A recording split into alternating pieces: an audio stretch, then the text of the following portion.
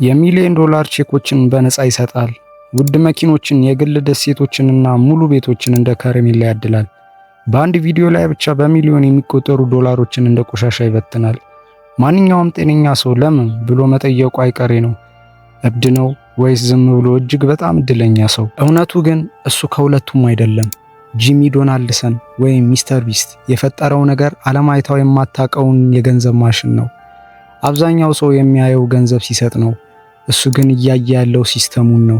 ዛሬ የምናየው ጂሚ ወይም ሚስተር ቢስት እንዴት ዩቲዩብን ወደ ቢሊዮን ዶላር ኢምፓየር እንደቀየረና ዝነኛ ለመሆን ሳይሆን አልጎሪዝሙን ለመቆጣጠር የከፈለውን ከባድ መስዋዕትነት ነው። ሚስተር ቢስት ይሄ ስም ዛሬ የዩቲዩብ ንጉስ ነው። ነገር ግን ይሄ ስኬት በአጋጣሚ የመጣ አይደለም። ብዙዎች የእሱን ስኬት በገንዘብ ብዛት ወይም በታዋቂነት ይለኩታል። እውነታው ግን ከዚህ እጅግ የራቀ ነው። ሚስተር ቢስት የሰራው ነገር ዩቲዩብን እንደ ማህበራዊ ሚዲያ ሳይሆን እንደ ሳይንሳዊ ሙከራ መመልከት ነው። ለአብዛኞቹ ሰዎች ዩቲዩብ የትርፍ ጊዜ ማሳለፊያ ወይም ስራ ነው። ለሚስተር ቢስት ግን ዩቲዩብ ማለት መመሰጥ ነው። አየር የሚተነፍሰው የሚበላውና የሚያልመው ስለ ዩቲዩብ ነው። ይሄ ታሪክ በአንድ ክፍል ውስጥ ሆኖ ቪዲዮዎችን ይቀርጽ ስለነበረ ታዳጊ ሳይሆን ያ ታዳጊ እንዴት የዓለምን ሚዲያ ህጎችን እንደቀየረ የሚያሳይ ድንቅ ጉዞ ነው። በ2012 ዓመተ ምህረት ጂሚ ዶናልድሰን ወይም ሚስተር ቢስት ገና የ13 ዓመት ታዳጊ ነበር። እንደ ማንኛውም ልጅ በክፍሉ ሆኖ ስለ ቪዲዮ ጌሞች ቪዲዮዎችን መስራት ጀመረ። በወቅቱ ማንም አያየውም ነበር። 100 እይታዎችን ማግኘት ለሱ ትልቅ ዕድል ነበር። ለ5 ተከታታይ ዓመታት ሚስተር ቢስት ምንም ትርፍ ሳያገኝ በሺዎች የሚቆጠሩ ቪዲዮዎችን ሰርቷል። ነገር ግን በዚህ ጊዜ ውስጥ አንድ ትልቅ ነገር እያደረገ ነበር። እሱም መማር ነበር። ሚስተር ቢስት ከጓደኞቹ ጋር በቪዲዮ ኮል ለሰዓታት ተቀምጦ ስለ ዩቲዩብ ብቻ ያወራ ነበር። የቪዲዮዎች የመጀመሪያ 5 ሰከንድ ምን መሆን አለበት?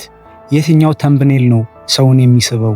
ዩቲዩብ የትኛውን ቪዲዮ ነው ለብዙ ሰው የሚያሳየው? እነዚህ ጥያቄዎች የሚስተር ቢስትን አእምሮ ተቆጣጥረውት ነበር። ዩኒቨርሲቲ ገብቶ ለ2 ሳምንታት ብቻ ተምሮ ወጣ። ለእናቱ ከመማር ዩቲዩብን ባጠና መርጣለሁ አላት። እናቱ በወቅቱ አልገባትም ነበር። ማንም አልገባውም ነበር። ሚስተር ቢስት ግን ዩቲዩብን ሃክ ለማድረግ ቆርጦ ተነስቶ ነበር። በ2017 ዓመተ ምህረት ሚስተር ቢስት አንድ እንግዳ ውሳኔ ወሰነ። ለ40 ሰዓታት ያህል ቁጭ ብሎ እስከ 100,000 መቁጠር። ይሄ ቪዲዮ ምንም አይነት የተለየ ጥበብ አልነበረውም። ነገር ግን አንድ ነገር አረጋግጧል፣ መስዋዕትነት። ሰዎች አንድ ሰው ራሱን ለእንዲህ አይነት ከባድ ሲቃይ ሲሰጥ ማየት እንደሚወዱ ተረዳ። ቪዲዮ በሚሊዮኖች ታየ። ሚስተር ቢስት በስተመጨረሻ ቁልፉን አገኘው። ዩቲዩብ ተመልካቹን በስክሪኑ ላይ ለረጅም ጊዜ የሚያቆይ ሪቴንሽን የሚፈጥር ቪዲዮ እንደሚወድ አወቀ። ከዚህም በኋላ የሚስተር ቢስት ቪዲዮዎች ከጌሚንግ ወደ ቻሌንጆች ተቀየሩ። 24 ሰዓት በበረዶ ውስጥ መቆየት፣ 24 ሰዓት በውሃ ስር መቆየት። እነዚህ ቪዲዮዎች ሚስተር ቢስትን ዝነኛ ያደረጉት። ነገር ግን እውነተኛው ቢሊዮን ዶላር ማሽን የጀመረው ከዚህ በኋላ ነው። እዚህ ጋር ነው ሚስተር ቢስትን ከማንኛውም ዩቲዩበር የሚለየው። ትልቁ ሚስጥር የሚመጣው በድጋሚ ኢንቨስት ማድረግ። አብዛኛው ዩቲዩበር የመጀመሪያዎቹን ትልቅ ክፍያ ሲያገኙ የሚያደርጉት ምንድን ነው?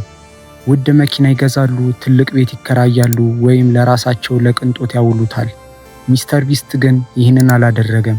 የመጀመሪያውን $10,000 ስፖንሰርሺፕ ሲያገኝ ሙሉ ገንዘቡን ወስዶ ለአንድ ቤት አልባ ሰው ሰጠው። ይሄ ድርጊት ሚስተር ቢስትን ደግ አደረገው። አዎ፣ ነገር ግን ከደግነት በላይ ይሄ ትልቅ የንግድ ውሳኔ ነበር።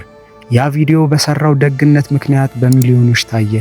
ሚስተር ቢስት ያገኘውን እያንዳንዱን ሳንቲም ቀጣይ ቪዲዮዎች ላይ ያውላቸዋል። ይሄ የሚስተር ቢስት ስትራቴጂ ነው። ሚስተር ቢስት ዛሬም ቢሆን በአንድ ቪዲዮ እስከ $4 ሚሊዮን ያወጣል። እሱ የሚኖረው ለቅንጦት ሳይሆን ለቪዲዮዎች ነው። ገንዘብ አላስቀምጥም፣ ገንዘብ ወደ ቪው ቀይራለሁ ይላል። እይታ ደግሞ በዩቲዩብ ዓለም ውስጥ ከወርቅ በላይ ዋጋ አለው። ይሄ ሲስተም ግን አንድ ትልቅ አደጋ አለው። አብዛኛው ሰው ሚስተር ቢስት ሁልጊዜ ስኬታማ ይመስለዋል። እውነቱ ግን እያንዳንዱ ቪዲዮ ለሱ ቁማር ነው። እስቲ አስቡት፣ $3 ሚሊዮን አውጥተህ አንድ ቪዲዮ ሰራህ። ያ ቪዲዮ በሚፈለገው መጠን እይታ ካላገኘ ያ የወጣው $3 ሚሊዮን አመድ ሆነ ማለት ነው። ሚስተር ቢስት ብዙ ጊዜ የባንክ አካውንቱ ወደ ዜሮ ተጠግቷል። ቪዲዮቹን ለመጨረስ ሲል ብቻ ብዙ ጊዜ ተበድሯል። ይህ አኗኗር ለአብዛኛው ሰው የልብ ድካም ያመጣል። ሚስተር ቢስት ግን ይህንን ውጥረት ይወደዋል። ሪስክ ካልወሰድክ ትልቅ ነገር አትሰራም የሚል እምነት አለው። እያንዳንዱ ቪዲዮ ካለፈው ቪዲዮ መብለጥ አለበት። ካለፈው የበለጠ ውድ መሆን አለበት። ይህ ግፊት ሚስተር ቢስትን ሁል ጊዜ በዓለም አናት ላይ እንዲቆይ አድርጎታል። ነገር ግን አንድ ስህተት ብቻ ሙሉውን ኢምፓየር ሊያፈርሰው እንደሚችል ያውቃል። ሚስተር ቢስት ለምን ከሌሎች ይለያል? ብልህ ስለሆነ? ሀብታም ስለሆነ?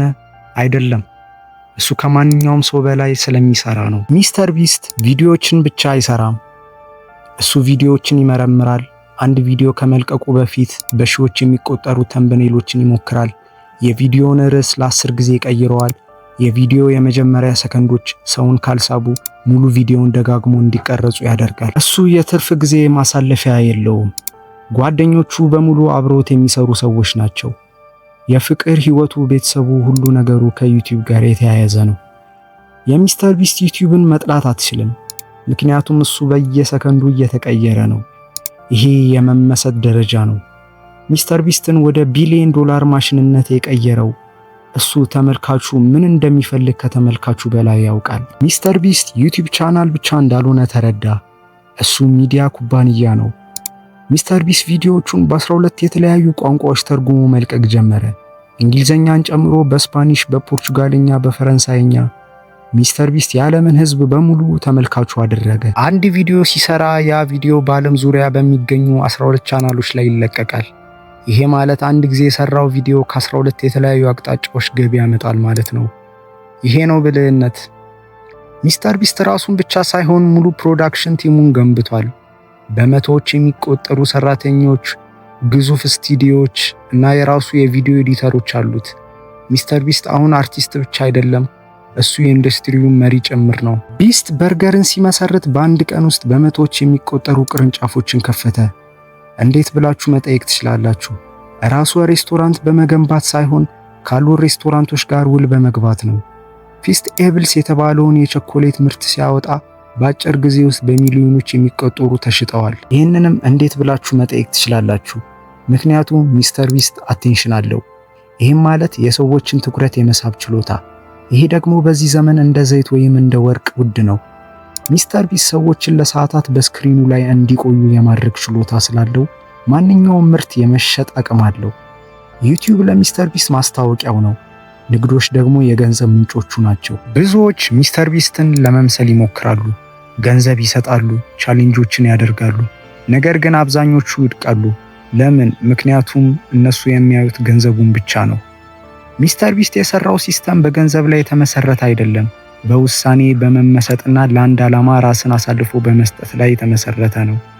ሚስተር ቢስት ለገንዘብ ቢሰራ ኖሮ ገና የመጀመሪያው ሚሊዮነር ሲሆን ስራውን ያቆም ነበር።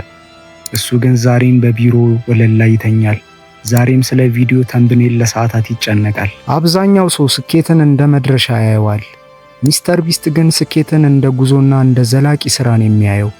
እሱ ከሌሎች የሚለየው ውድ ቪዲዮ ስለሚሰራ ሳይሆን ያንን ቪዲዮ ለመስራት ማንኛውንም ነገር መስዋዕት ለማድረግ ዝግጁ ስለሆነ ነው። እንግዲህ ሚስተር ቢስት ዩቲዩብን ወደ ቢሊዮን ዶላር ማሽን የቀየረው በአጋጣሚ አይደለም። እሱ ስራዎችን ሪስክ በመውሰድ እንዲሁም በመመሰጥና በጠንካራ ሲስተም ስለገነባቸው ነው። እሱ ዝም ብሎ ዩቲዩበር አይደለም። እሱ የመዝናኛ ኢንዱስትሪው ቀጣይ ምዕራፍ ነው። ሚስተር ቢስት ያረጋገጠው አንድ ትልቅ እውነት አለ። ህልም ትልቅ ከሆነ ያንን ህልም እውን ለማድረግ የምትሰጠው መስዋዕትነትም እንዲሁ ትልቅ መሆን አለበት። እሺ፣ ስለ ሚስተር ቢስት ስኬት እናንተ ምን ታስባላችሁ? ይሄ ቪዲዮ ከተመቻችሁ ላይክ በማድረግ ለሌሎች እንዲደርስ አግዙን። ለተመሳሳይ ጥልቅና አስተማሪ የታሪክ ዘገባዎች ቻናሉን ሳብስክራይብ ማድረግ እንዳትረሱ።